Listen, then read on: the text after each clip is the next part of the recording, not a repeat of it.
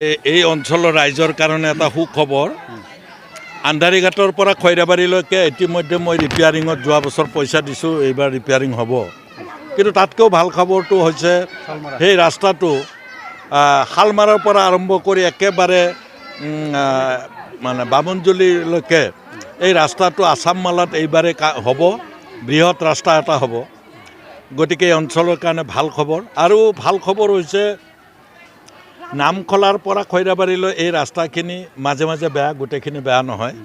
এই বেয়াখিনি এইবাৰেই ৰিপেয়াৰ হ'ব। ইতিমধ্যে ইয়াত ধন ধৰা হৈছে, গতিকে এই অঞ্চলৰ ৰাইজে অলপ কষ্ট ভুগি আছে, অলপ হ'বই। ৰাস্তাটো কিন্তু গোটেই বেয়া নহয়, মাজামাজি ধৰিলে 1 কিলোমিটাৰো বেয়া নহয় আমি যদি মাজামাজিকৈ ভাগ কৰোঁ। গতিকে সেইফালৰ পৰা এই ৰাস্তাটো এইবাৰ ৰিপেয়াৰিং হ'ব। গতিকে মই এটা MLA আচলতে ইমান কাম কৰিব নোৱাৰে চাৰিওফালে, যেহেতু আমাৰ MCLA নাই, BTC চৰকাৰখন আমাৰ নহয়। তেওঁলোকেও কৰিব লাগিছিল। হাগ্ৰামাই অজস্ৰ ৰাস্তা বনালে, কিন্তু এই ৰাস্তাবিলাক প্ৰমোদ বড়ো মই দেখিলোঁ ৰিপেয়াৰিং কৰাৰো তেওঁৰ যোগ্যতা নোহোৱা হৈছে। এটলিষ্ট ৰিপেয়াৰটো কৰক। হাগ্ৰামা মহিলাৰীক বাৰে বাৰে সমালোচনা কৰে প্ৰমোদ বড়ো ডাঙৰীয়া। মই প্ৰমোদ বড়ো ডাঙৰীয়াক কৈছোঁ, আপুনি মানে ভোট এটা চাকৰি কিয় বুলি কৈছিল, কিয় মিছা কথা কৈছিলে যদি নোৱাৰে?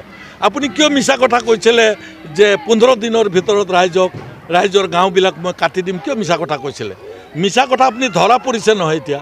অকল সেয়াই নহয়, আপোনালোকে আজিলৈকে BTR চুক্তি ইমপ্লিমেণ্ট কৰিব পৰা নাই প্ৰমোদ বড়ো ডাঙৰীয়া। এতিয়ালৈকে আপোনালোকে যি 60টা ছিট কৰা কথা আছিল, 14টা নতুন ছিট বৃদ্ধি হোৱা আছিল, ক'ত বৃদ্ধি হ'ল প্ৰমোদ বড়ো ডাঙৰীয়া? দেখুৱাই দিয়ক। কিয় আপোনালোকে এতিয়াও পাৰ্লিয়ামেণ্টত পাছ কৰিব পৰা নাই? সেইটো এতিয়া BTR নহয়, এইখন BTC হৈ আছে। BTR আপোনালোকে চুক্তি কৰিছে, BTR চুক্তি কিন্তু আজিও সাংবিধানিক হোৱা নাই। প্ৰমোদ বড়ো ডাঙৰীয়া আহক, চেলেঞ্জ কৰক যে আপুনি বাৰে বাৰে কৈছে BTR চুক্তি অমুক কৰিছোঁ তমুক কৰিছোঁ।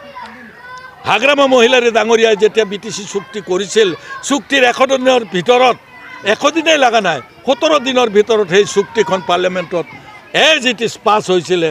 আৰু সাংবিধানিকভাৱে গোটেই কামখিনি সেই সময়ত হাগ্ৰামা মহিলাৰী ডাঙৰীয়া কৰিছিল। হাগ্ৰামা মহিলাৰী ডাঙৰীয়া পাৰিছিল, BPF দলে পাৰিছিল, আপোনাৰ দলে 5 বছৰ হৈ গ'ল। 1 বছৰ অতিৰিক্তভাৱে আপোনালোকে এনেই নিৰ্বাচিত নোহোৱাকৈ খাব এতিয়া আপোনালোকে। তাৰপিছতো আপোনালোকে BTR একো কৰিব নোৱাৰিলে। মই আপোনাক চেলেঞ্জ দিছোঁ যে BTRৰ সীমা কোনদিনা নটিফিকেশ্যন হ'ব। মই আপোনাক চেলেঞ্জ দিছোঁ যে BTCত মানুহে 15 দিনৰ ভিতৰত মাটি দিম বুলি কৈছিল, আপুনি কোনদিনা দিব? BTCৰ গাঁও কাটিম বুলি কৈছিলে, আপুনি কোনদিনা কাটিব?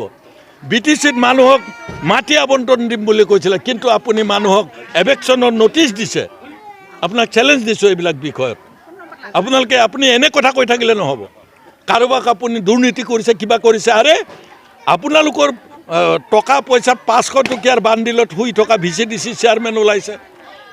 সেইদিনা মাত্ৰ টংলাৰ যিটো আপোনালোকৰ MCLA, UPPL দলৰ MCLA, তেওঁৰ একেবাৰে নেকেট অৱস্থাত, অৰ্ধ নেকেট অৱস্থাত মহিলাৰ লগত অৰ্ধ উলংগ অৱস্থাত তেওঁৰ ফটো ওলাইছে। এইবিলাক আপোনালোকৰহে কাম, হাগ্ৰামা মহিলাৰী ডাঙৰীয়াৰ কাম নহয়। আপুনি আপোনাৰ দলক চম্ভালক, আপোনাৰ যিসকল EM আছে তেওঁলোকক আপোনালোকে চম্ভালক। গতিকে মই ভাবোঁ প্ৰমোদ বড়ো ডাঙৰীয়া আবুল তাবুল বকি থাকিলে নহ'ব।